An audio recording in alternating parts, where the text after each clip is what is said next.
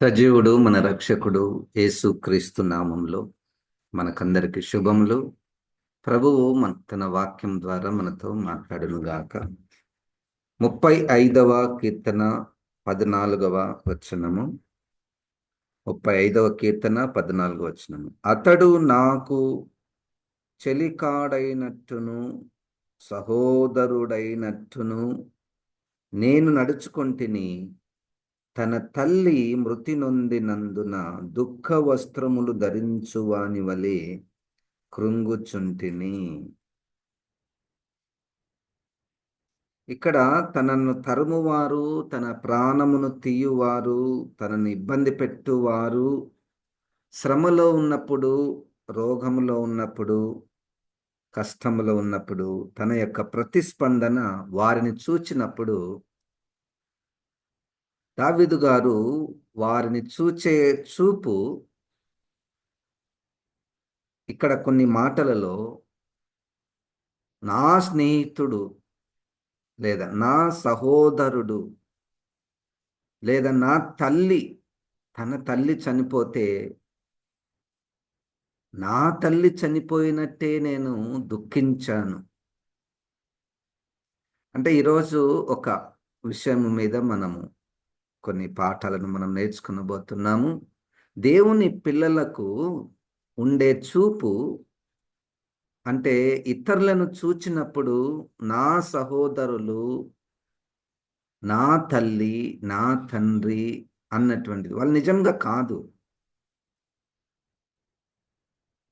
మన రక్త సంబంధాలు ఒక కేటగిరీ, రక్త సంబంధము కాకపోయినా అవతల వ్యక్తులను చూచి నా తల్లి, నా సహోదరుడు, నా తండ్రి, నా చెల్లి అని ఆ మనస్సు, ఆ చూపు అది వాక్యానుసారమైనటువంటిది. దేవునికి స్తోత్రం. ఈయన దావీదు గారిని తరిమినటువంటి, ప్రాణము తీయవలనని పరిగెత్తినటువంటి సౌలు గారు చనిపోయినప్పుడు 2వ సమూయేలు గ్రంథము 1వ అధ్యాయము 12వ వచనములో చూడండి. సౌలును యోనాతానును యెహోవా జనులను ఇశ్రాయేలు ఇంటివారును యుద్ధములో కూలిరని వారిని గూర్చి దుఃఖపడుచు ఏడ్చుచు సాయంత్రము వరకు ఉపవాసముండిరి. శత్రువు చనిపోయినప్పుడు ఇంట్లో చనిపోయినటువంటి వ్యక్తి వల్లే ఏడ్చుట. సాధారణంగా మనం వేరే వాళ్ళు చనిపోతే, మన ఇంట్లో చనిపోయినప్పుడు, మన సోదరుడు చనిపోతే మన ప్రతిస్పందన, ఇతరులు చనిపోతే మన ప్రతిస్పందన వేరేగా ఉంటుంది. కానీ ఇక్కడ ఒక శత్రువే చనిపోయాడు. ఆయనను గూర్చి దుఃఖపడుచు ఏడ్చుచు ఉపవాసముండుట అది చాలా దైవాత్మ కలిగినటువంటి వారిలో ఉండేటటువంటి మనస్సు. అంత మాత్రమే కాకుండా ఈయన అదే 2వ సమూయేలు గ్రంథములోనే చూడండి 9వ అధ్యాయము 11వ వచనము. 9వ అధ్యాయములోని 11వ వచనంలో నా ఏలినవాడవగు రాజు తన దాసునికిచ్చిన ఆజ్ఞ అంతటి చొప్పున నీ దాసుడైన నేను చేస్తానని సేబా రాజుతో చెప్పాను.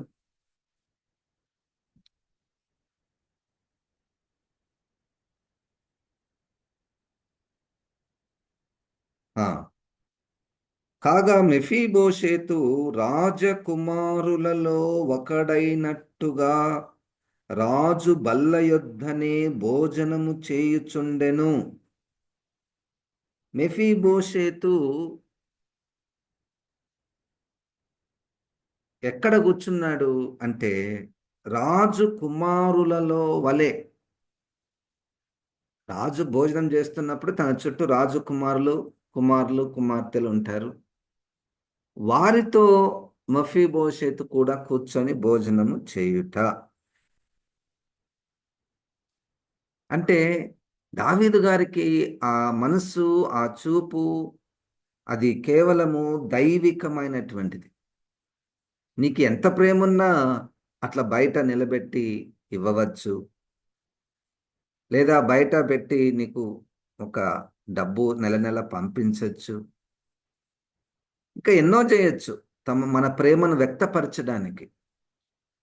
కానీ కొంతమంది విషయములలో, అందరిని కాదు ఇక్కడ, కొంతమంది విషయములో పరిశుద్ధాత్మ దేవుడు ప్రేరేపించుతుండగా వారు ఎవరో, ఎక్కడి వారో, ఎటువంటి స్థితిలో ఉన్నవారో వారిని తీసుకొని వచ్చి తన బల్ల దగ్గర కూర్చొని భోజనం చేయుట. రాజు కుమారుల వలె మెఫీబోషెతును చేర్చుకొనుట. ఈరోజు ఒకటే పాఠము. దేవుణ్ణి కలిగినటువంటి వారు, వారికి సంబంధాలు, ఇతరులతో సంబంధాలు, అవి చాలా విచిత్రమైనటువంటి, అసలు ప్రజలకు అర్థం కానటువంటి సంబంధాలు. ఇతరులను చూచి నా కుమారుడే, నా కుమార్తెయే అని అని చూచుట. పౌలు గారు తన మొదటి పత్రికలోను, రెండవ పత్రికలోను చూడండి, 2వ వచనంలో, మొదటి తిమోతికి రాస్తున్నటువంటి మొదటి పత్రిక 1వ అధ్యాయము 2వ వచనము. విశ్వాసమును బట్టి నా నిజమైన కుమారుడగు తిమోతికి శుభమని చెప్పి వ్రాయను. అసలు తిమోతి గారు ఎవరో, పౌలు గారు ఎవరు? కానీ విశ్వాసమును బట్టి నా నిజమైన కుమారుడు, ఆ భాష ఎట్లా వస్తుంది మనసుకి? నా నిజమైన కుమారుడు, విశ్వాసమును బట్టి, అది పాయింట్. ఇది అందరినీ మనము కుమారులను, కుమార్తెలము అనడానికి రాదు. ఎవరు నా కుమారుడు? విశ్వాసమును బట్టి కుమారుడు అవుతాడు.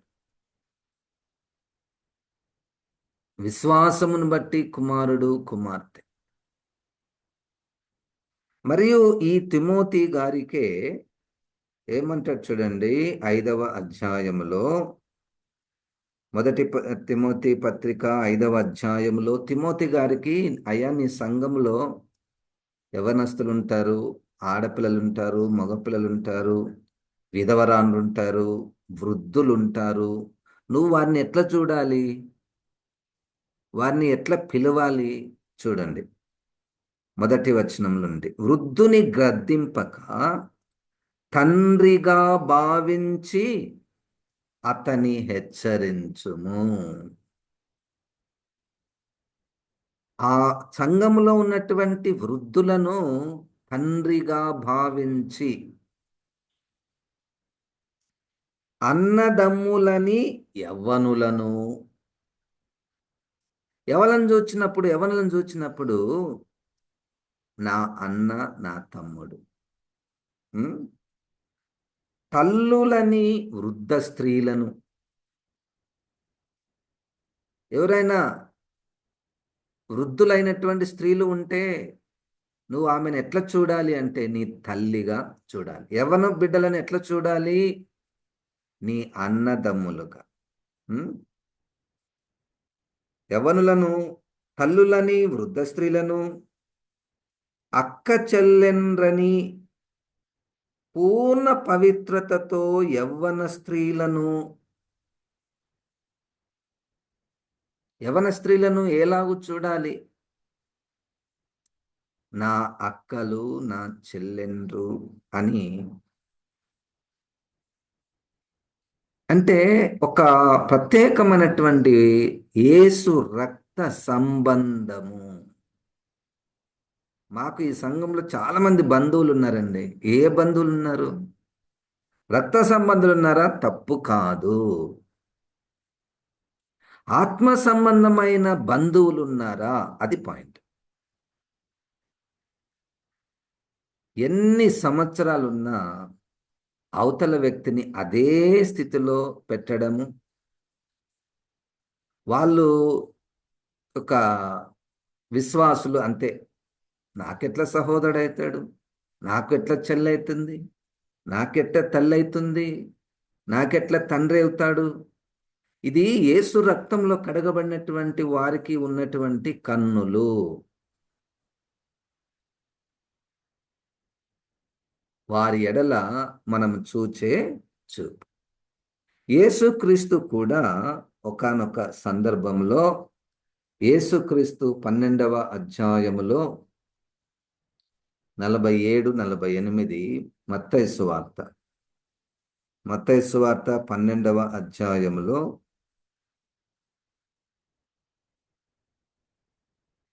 చూడండి 47. అప్పుడొకడు, ఇదిగో నీ తల్లియు నీ సహోదరులను నీతో మాటలాడవలనని వెలుపల నిలిచి ఉన్నారని ఆయనతో చెప్పాను. అందుకు ఆయన తనతో ఈ సంగతి చెప్పిన వాని చూచి, నా తల్లి ఎవరు, నా సహోదరులెవరు అని చెప్పి తన శిష్యుల వైపు చెయ్యి చాపి, ఇదిగో నా తల్లియు నా సహోదరులను, పరలోకమందున్న నా తండ్రి చిత్తము చొప్పున చేయువాడే నా సహోదరుడును నా సహోదరియు నా తల్లియు అనెను. ఎవరు నా తల్లి, ఎవరు నా కుమారుడండి? విశ్వాసమును బట్టి. ఎవరు నా తల్లి నా చెల్లి అవుతారు? తండ్రి చిత్తమును జరిగించువారు నా సహోదరులు, నా సహోదరి, నా తల్లి. ఇది యేసుక్రీస్తు ఇస్తున్నటువంటి నూతనమైనటువంటి సంబంధాలు. దేవునికి స్తోత్రం. ఇది ప్రాక్టీస్ చేసేది కానే కాదండి. ప్రాక్టీస్ చేసేది, ఎక్సర్సైజ్ చేసేది కానే కాదు. ఇది క్రీస్తు ఆత్మను కలిగినటువంటి వారికి స్వాభావికముగా ఇతరులను చూచినప్పుడు కలిగే మనస్సు,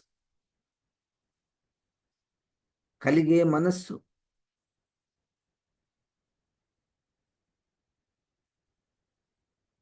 ఇదే యేసుక్రీస్తు శిలువ మీద నుండి 3వ మాటగా యోహాను సువార్త 19వ అధ్యాయములో, అమ్మా ఇదిగో నీ కుమారుడు. యోహాను గారికి మరియ గారికి ఏం సంబంధం ఉందండి? ఏం సంబంధం లేదు. కానీ ఇక్కడ కొత్త సంబంధము. ఇదిగో నీ కుమారుడు, ఇదిగో నీ తల్లి. దేవునికి స్తోత్రం. విశ్వాసమును బట్టి తండ్రి చిత్తమును జరిగించువారు ఆత్మీయులు వారిని చూచినప్పుడు తల్లి తండ్రిగా కనబడుట, చెల్లిగా అక్కగా కనబడుట, అది భూలోక సంబంధమైనటువంటి రక్త సంబంధాలకు మించినటువంటిది, ఉపయోగకరమైనటువంటిది. దేవునికి స్తోత్రం. ఇదేదో మాట్లాడుకోవడానికి మాత్రమే కాదు. అబ్బా చాలా బాగున్నాయి ఈ టీచింగ్స్, యేసుక్రీస్తు చాలా అద్భుతంగా చెప్పాడు అని మాట్లాడుకోవడానికే కాదు. ఈ ఈ క్రమములో మనకి ఎంతమంది సంఘములో బంధువులు ఉంటారు, సహోదరులు ఉంటారు, సహోదరులు ఉంటారు, ప్రతిస్పందిస్తారు.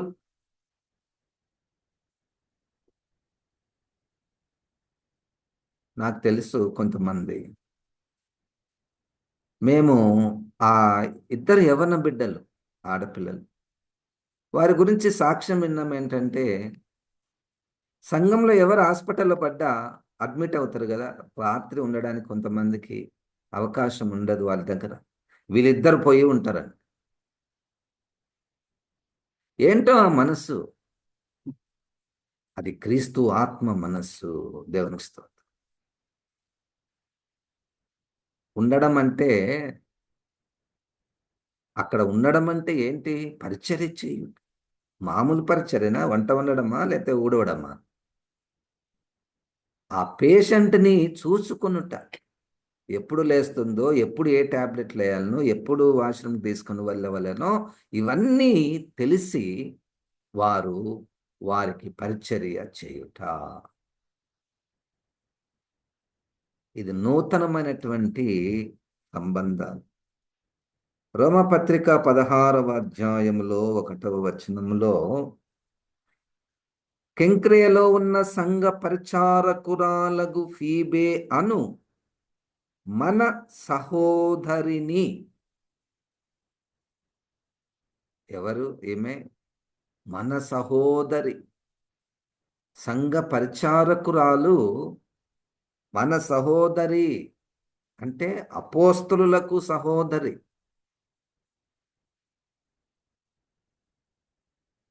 అది ఆత్మ భాష. అది ఆది సంఘము, క్రీస్తు స్థాపించినటువంటి సంఘంలో ఉన్నటువంటి సంబంధాలు. ఇదే 16వ అధ్యాయంలో క్రింది వచనాలలో రోమాపత్రిక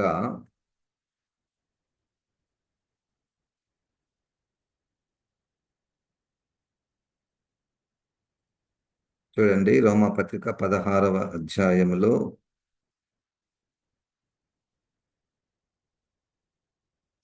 13వ వచనం, ప్రభువు నందు ఏర్పరచబడిన రూపునకు వందనములు, అతని తల్లికి వందనములు, ఆమె నాకును తల్లి.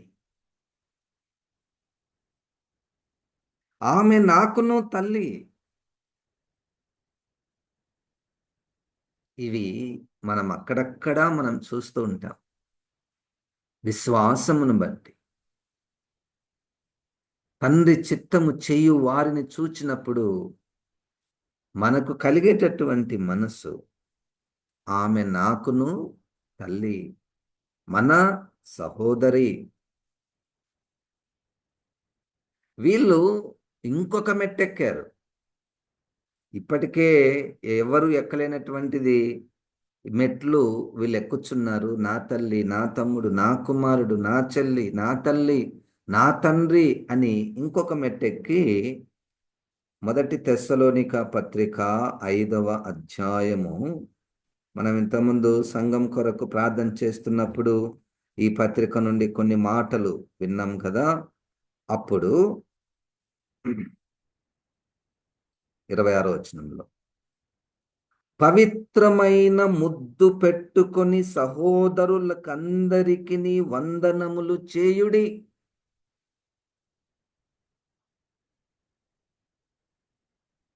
ప్రైజ్ ద లార్డ్,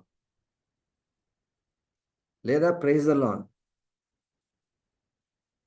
ఇప్పుడు ఇంకొక పెద్ద మెట్టు,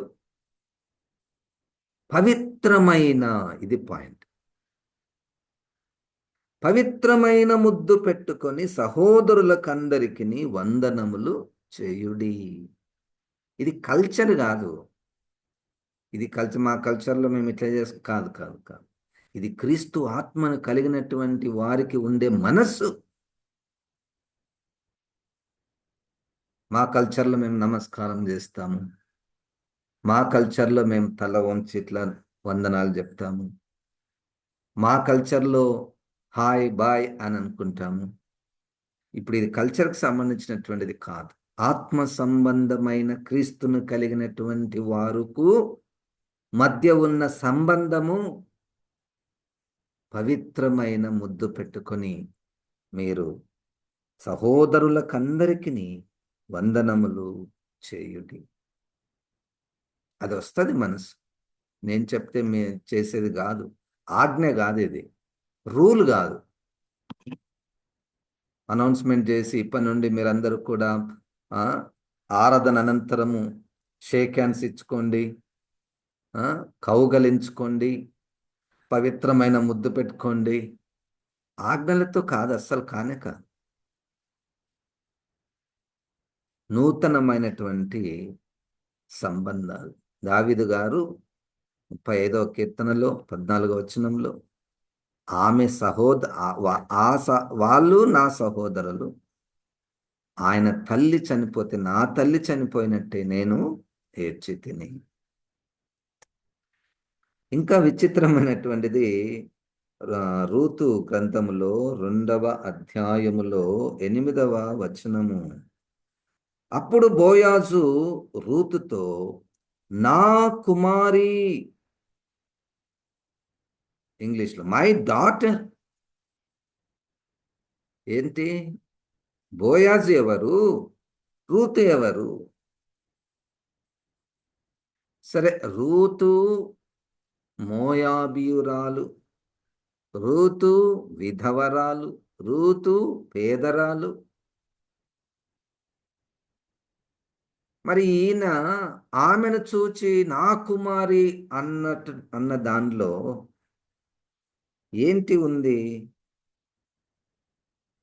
ఏంటి, ఎందుకు ఆ మాట అనవలసి వచ్చింది? కింది వచనాల్లో చెప్పబడింది.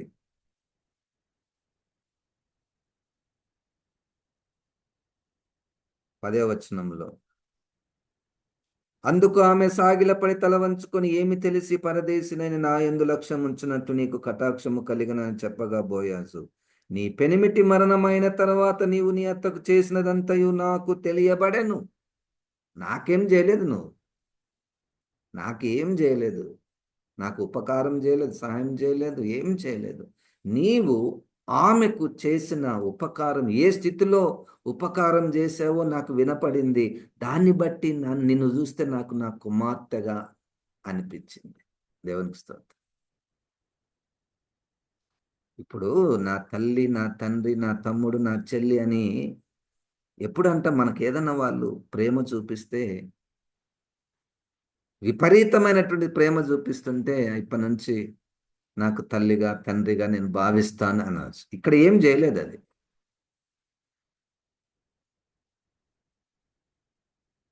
అంటే చూడండి, ఇది నూతనమైనటువంటి సంబంధాలు,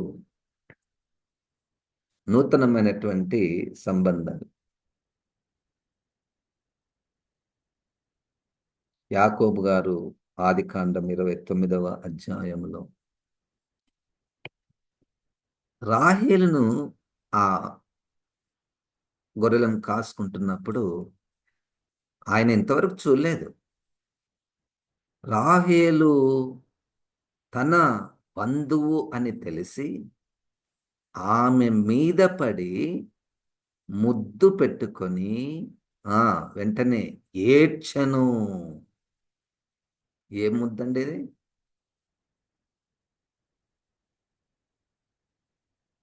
ఏడ్చెను. నా తండ్రి ఇస్సాకు పవిత్రుడు, బంధువు, కన్యక.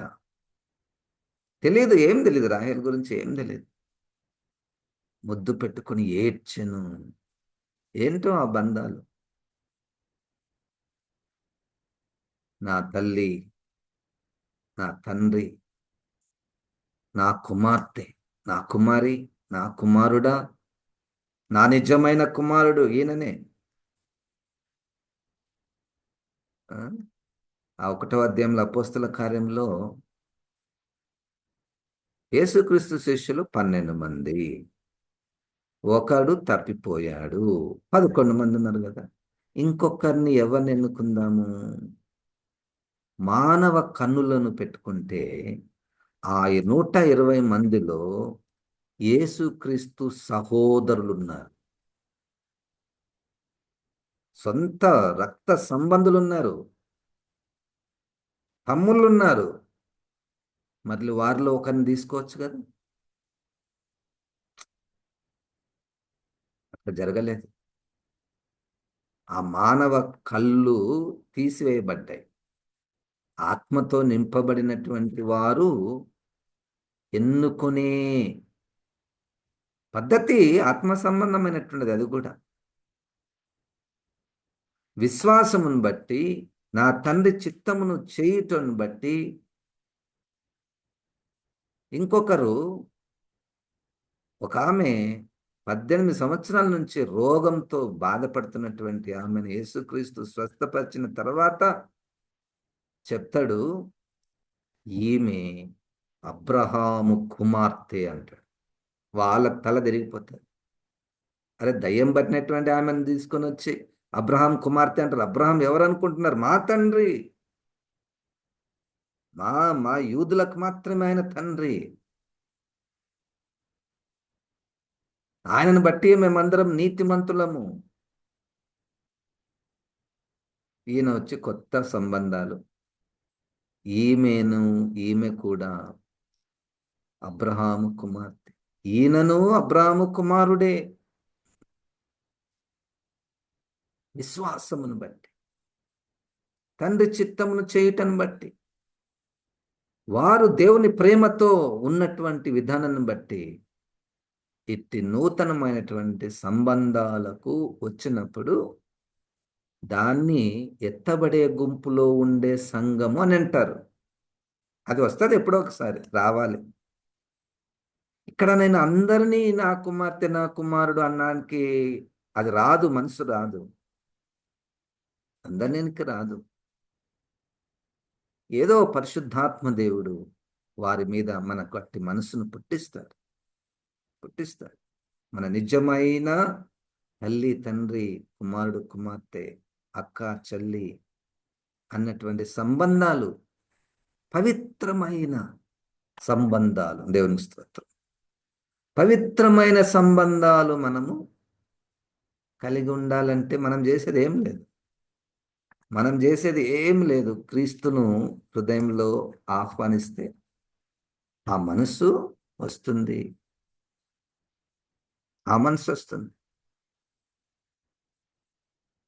ఎవరికి ఓటేద్దాము? విశ్వాసులకు వేద్దామా? లేదా మా నాయన నిలబడ్డాడు, మా అమ్మ నిలబడింది, మా తమ్ము నిలబడ్డాడు, వాడెంత పనికిమాలిన వాళ్ళైనా వాళ్ళకే ఓటేస్తాం కదా మనం. ఎవరిది కరెక్ట్ సార్? ఎక్కడ మన రక్త సంబంధం ఉంటే వాళ్ళది ఆటోమేటిక్గా కరెక్ట్ అవుతుంది. అది ఎట్లయితుంది? క్రీస్తుని నమ్ముకున్నటువంటి వారి మనస్సులో విశ్వాసము, పవిత్రత, దేవుని చిత్తము, దేవుని పిల్లలు, ఆ కన్నులు, నూతనమైనటువంటి కన్నులు వస్తాయి. పరిశుద్ధాత్మ దేవుడు మనల్ని సర్వసత్యంలోనికి నడిపించునుగాక. జీవం గల దేవ, వాక్యమైన ప్రభా, ఈ మాటలను ప్రభా నాలో మాలో ఫలింపచేయమని యేసు క్రీస్తు నామమున ప్రార్థిస్తున్నాము తండ్రి, ఆమెన్. ఇప్పుడు మన పరమ తండ్రి అయిన దేవుని యొక్క ప్రేమ, ప్రభువైన యేసు క్రీస్తు కృప, పరిశుద్ధాత్మ దేవుని యొక్క సహాయము, సహవాసము మనకందరికి సదాకాలము తోడై ఉండునుగాక. ఆమెన్. అందరికీ వందనాలు.